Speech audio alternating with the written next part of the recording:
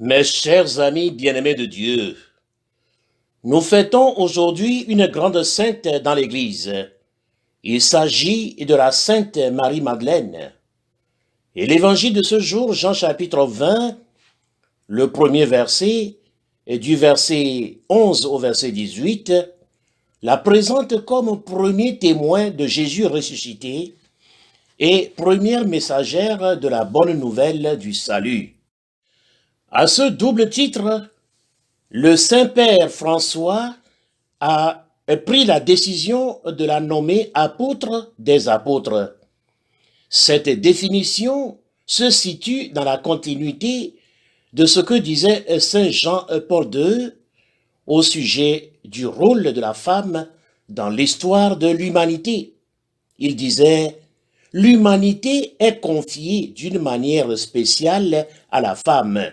Dans sa lettre apostolique, la dignité et la vocation de la femme. » Mes chers amis, être apôtre de Jésus, c'est quelque chose de noble, mais être apôtre des apôtres est la reconnaissance suprême d'être disciple de Jésus.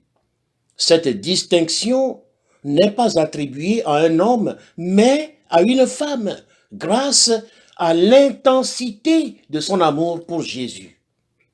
Quelqu'un peut avoir la foi en Jésus sans être son disciple, sans vivre à sa suite, sans chercher à se conformer à son Maître et Seigneur. Il y a aussi des chrétiens de cœur. C'est ces derniers que recherche Jésus ressuscité. Marie-Madeleine en est l'exemple. La foi vécue en l'amour de Jésus fait d'un disciple le disciple bien-aimé à qui Dieu révèle le mystère du royaume. Marie-Madeleine était la première femme à qui Jésus ressuscité s'est révélé avec la grâce d'annoncer sa résurrection. Va trouver mes frères pour leur dire que je monte vers mon Père et votre Père, vers mon Dieu et votre Dieu. Mes chers amis, il faut avoir le cœur brûlant d'amour pour être ami de Jésus. La première lecture, Cantique des Cantiques, chapitre 3, du premier verset au verset 4, trouve parfaitement son accomplissement dans la vie de la Sainte Marie-Madeleine. Nous devons aimer Jésus comme s'il n'appartient qu'à nous seuls. J'ai trouvé celui que mon âme désire. Je l'ai saisi et je ne le lâcherai pas. Dans tous les évangiles, nous avons apprécié comment Marie-Madeleine avait fait preuve d'amour pour Jésus. Poussée par le même amour, elle se rendit au tombeau de grand matin. L'amour est la force de celui qui croit en Jésus en vérité. Mes chers amis, l'apôtre Jean disait, nous devons aimer non pas avec des paroles et des discours, mais en actes et en vérité. Première épître de Saint Jean, chapitre 3, verset 18. Marie-Madeleine avait aimé Jésus en actes et en vérité. Elle pleura et mouilla les pieds de Jésus avec ses larmes, puis les essuya avec ses cheveux et versa le parfum de grande qualité sur ses pieds. Luc chapitre 7, verset 38. L'apôtre Paul disait, « Je considère tout comme des balayures en vue d'un seul avantage, le Christ Jésus. » Philippiens chapitre 3, verset 8.